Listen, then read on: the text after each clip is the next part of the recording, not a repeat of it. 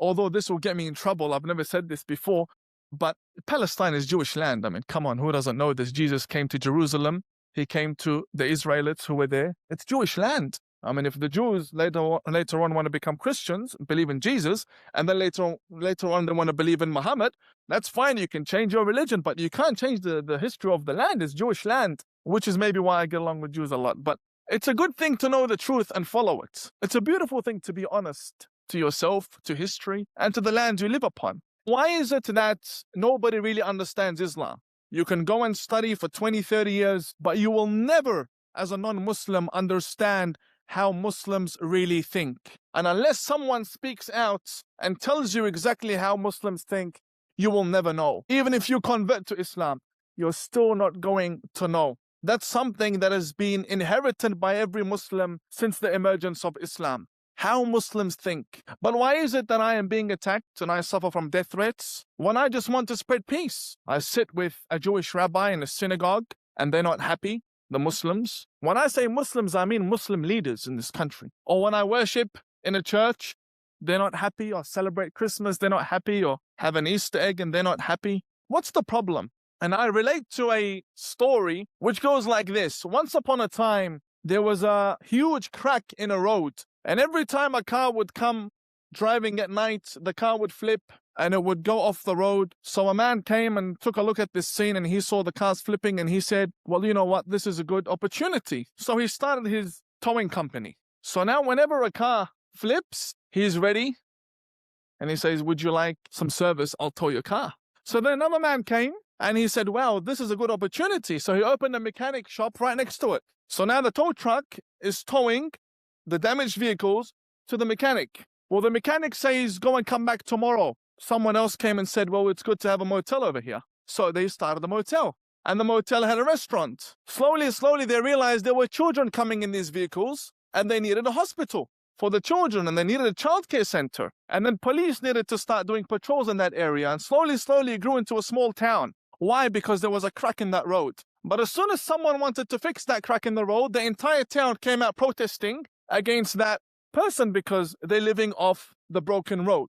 This is Islam today. They're living off a broken ideology, and as soon as someone wants to come out and fix it, the entire country, whether it be an Islamic government or its missionaries, are not happy. Now, there are other government agencies that have their agendas within Australia. This is something very obvious. The Iranian Revolution and the Saudi Arabian regime, they all funding our political parties and funding our schools and wishing to change, spread their ideology. But there's one thing we Australians can do to stop this. And that is if we understood the fact that the problem we have with radical Islam is an ideological problem. It's a problem of ideology. It is not a problem of personal revenge. The Muslims might not be happy that the West came and took their petrol. But look at Dubai. America came, took their petrol. Now it's heaven on earth. We don't just take, we take and we give. But it's your rulers that take, and if you talk, you're executed. That's the difference between our Western values and their lifestyle. And I said earlier today that the blame usually is thrown against the Zionists, saying that the Zionists are the ones that created radical Islam. And that's not true. Zionism takes advantage of what is already there. There was already a radical scripture that they funded and created an ideology out of. I believe that the entire religion needs a review. I believe that there are certain books that need to be banned from this country. There are books that are regarded the second book after the Quran. And all mainstream Muslims believe in this book. The Bukhari, a very famous book. It's present in at least the majority of Muslim homes. At least. It's everywhere. It's put on the shelf right beside the Quran. And every act of terrorism is taught from that book. And that book is widely available and sold and published in Australia. And sometimes even given to prisoners to tell them that, hey, you have a second chance. Now, I don't understand how Muslims believe that, well, radical Muslims is the main issue here. How they believe that if you blow yourself up, you go have lunch with the Prophet Muhammad in heaven. I didn't know my Prophet was running a restaurant up there. I honestly never knew. And then you have other very attractive statements that they state that you go and you get 70. But what kind of a virgin is she that I would have to blow myself up for her? There are things in religion that need reformation, and they will be reformed. And it's not very hard to reform. All you need to do is point the finger at what is wrong. Once upon a time, they asked a man in Iran, how did you learn beautiful manners? And he said, I learned it from the disrespectful people. When I saw the good pointing out the bad, I knew that that was the wrong choice to make. I did the opposite of what the bad people do. That's how you learn good manners. If we start pointing the fingers at the Grand Mufti, at every corrupt Imam, every corrupt Muslim leader, and put them in their place, Islam will slowly change. Because we're living in Australia. There are many things that can take the Muslim's mind off radicalization. We have cinemas. We have beautiful ovals. We have everything. We have lovely TV shows. There's no color TV where they come from. It's beautiful. You have cinemas. Cinemas are banned in Saudi Arabia. It's not very hard. The atmosphere is here. We just need to make use of it. And I also oppose the construction of mosques. We have a big problem. Changing this country is something I am against. You can have one mosque in Adelaide, which is the oldest mosque, and then you can have centers. You can have educational centers. You can rent out university theaters, community centers. There's no need to be building mosques that later on are led by radical Muslim leaders. Some of them don't find success in radicalizing the youth that come to the mosque to worship God. So what do? They ride their cars, they drive their cars with their boats from Western Australia, as you may have heard, all the way to Queensland because they want to join ISIS through Malaysia. And I've always called on to ASIO to check the bank accounts of Muslim Imams and who's funding them. And do these people that fund them, do they have expectations from them to brainwash these children? What's going on with genital mutilation and child brides and what's happening in this country? Now, I'm not a politician, but when something is going wrong, I believe I'm brave enough to distance myself away from it and work against it. But the main issue is we're not finding response from the Muslim community at all. There are a minority that agree with what I do and would sit with a Jewish and a non-Muslim and a Christian and have a wonderful meal. But there are those, and they're the majority, that do not agree with modernizing the religion to make it compatible with the society we are living in. This here is where the clash happens. It's one problem when you have a doctor abusing the body of a female girl that's just been born. It's a larger problem when you have a religious leader that allows it to happen within the community. We need to unite Muslims and non-Muslims ideologically and agree on one fact, that the people of falsehood will only think they are truthful if the truthful remain silent. If you have a blog, if you write a column in the newspaper, do whatever you can. Now, I know there are some politicians in recent times that have stood up and they're very against Islam. And they want to tell people that Islam is a very dangerous religion. Why do they say that? Now, I don't oppose these politicians because I know exactly what filth is in my religion. I know exactly what's going on, which is why I don't speak out against them. I'm against generalizing because there are good Muslims, but the main message behind it, I agree with. Islam is the fastest growing religion on earth. I'm not speaking 100 a day. I'm speaking 20,000 a day. In one city, Alexandria, the whole of Egypt, like that. 20,000 embrace Islam in one day. I know that it's a Muslim environment, but their grandparents never embraced Islam that fast. 20,000 families in one day.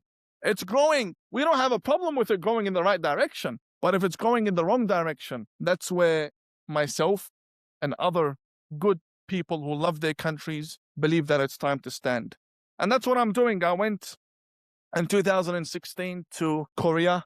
I joined in the largest peace summit on earth. And I hugged Christians and I laughed with Jews and we sat down. And I mention Jews a lot because although this will get me in trouble, I've never said this before, but Palestine is Jewish land. I mean, come on, who doesn't know this? Jesus came to Jerusalem. He came to the Israelites who were there. It's Jewish land. I mean, if the Jews later on want to become Christians, believe in Jesus, and then later on they want to believe in Muhammad, that's fine. You can change your religion, but you can't change the history of the land. It's Jewish land, which is maybe why I get along with Jews a lot. But it's a good thing to know the truth and follow it. It's a beautiful thing to be honest to yourself, to history, and to the land you live upon. Now, as for Australia, it is the most successful multicultural country on earth.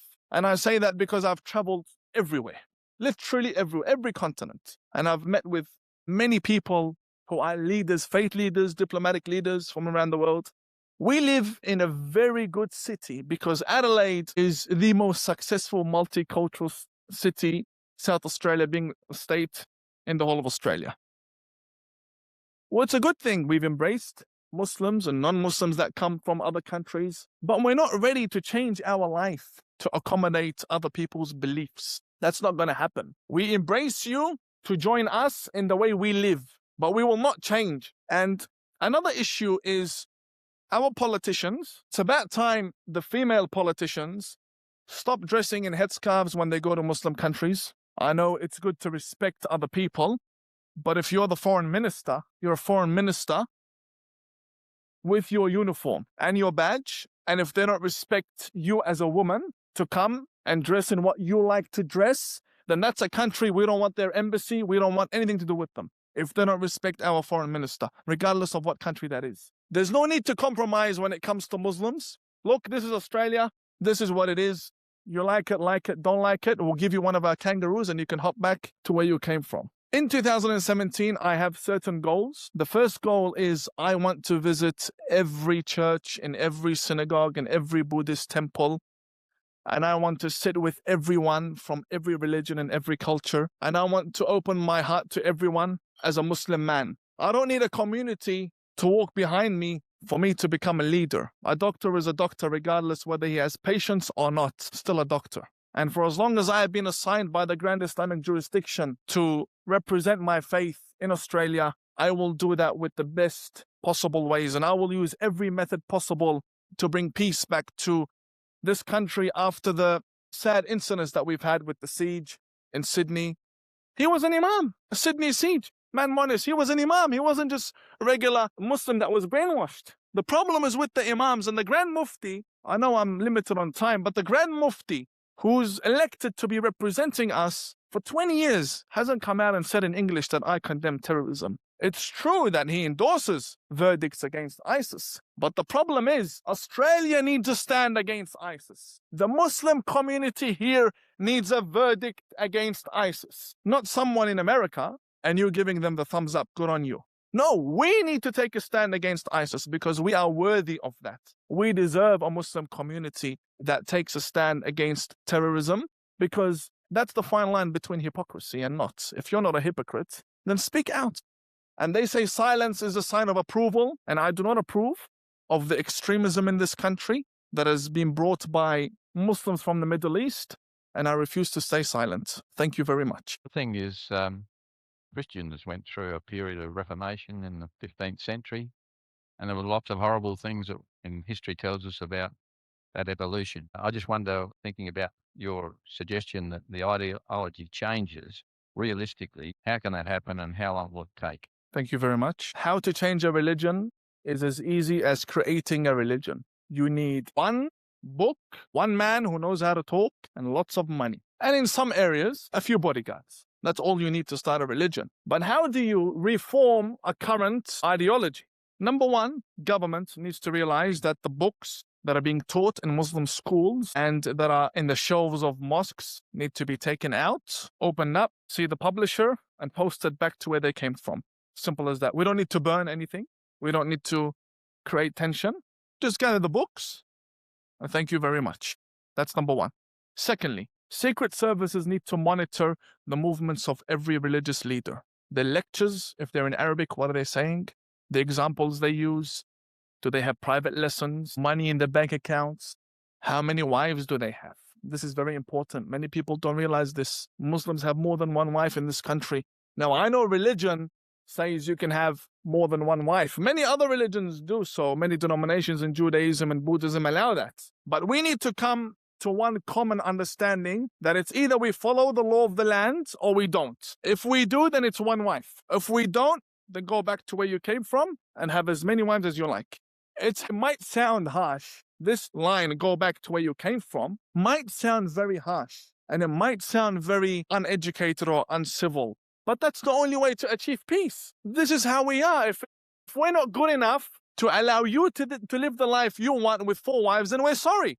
We'll pay for your ticket, go back. We're sorry, we can't have it here. That's the formula of peace. For you is your religion and for me is mine. You can practice your religion at home. But when it comes to changing the lives of other people on the expense of your beliefs, no, it won't happen. It cannot happen. So that's secondly, the imams. Thirdly, is opening the doors of opportunity for the moderate Muslims to speak. In Australia, where there's freedom of speech and where there's democracy, many Muslims do not find it safe to speak out against extremism in their country at all. And when I say they're afraid, they're not afraid of isolation, they're afraid of death. And I've been very close to that. And God saved me many times. But there's a reality that needs to be addressed. The only way to change a religion is through educational means and security, national security, banning books that teach extremism, and monitoring the preachers. Thank you. Islam has 73 denominations. Christianity has 74. The Jews have 72. Now, these denominations come from two major schools of thought in Islam, the Sunni and the Shia. The Sunni school of thought believes that after the Prophet Muhammad, it is the caliphs that rule. Abu Bakr, Omar, and Uthman. They rule after the Prophet Muhammad. The Shia believe after the Prophet Muhammad, a man by the name of Ali rules and then his grandchildren. What's the difference between the two? Ali believes, and that's who I follow, Ali believes that God sent his religion to guide people and not govern them with it. The Sunnah believe that the caliph is a caliph. He governs, he rules, he does whatever he wants. Which is why we Shia are the ones being executed today by ISIS, who stem from the Sunni school of thought. So it's either you pledge allegiance to me or it's gonna be a hard situation. And shame on a religion, shame on a nation that kills the household of its own prophet. That's what the caliphs did. The caliphs, after the Prophet Muhammad, they massacred the household of the Prophet himself. So it's got nothing to do with Trump and Netanyahu and Israel. No. The Arabs themselves, during that time, they couldn't agree on a simple system of listening to who you believe in. And he was the Prophet. And they wouldn't listen to him. So what's the point of guiding those people? And that just grew into a new ideology, and now we clash. Ideologically is how I clash with them, but I don't know why they want to kill me for. I don't know. So we see it ideological, they see it personal. If you have a 401k or an IRA, please listen. Gold is at record highs. What many people don't know is this. You can move part of your retirement money legally and without tax penalties into physical gold you actually own. Alpha Omega Gold helps you do this through a gold IRA. Your gold is real. It is stored safely. It is in your name. Learn more at ao.gold/stand. Alpha Omega Gold is our sponsor, and they proudly stand with Israel.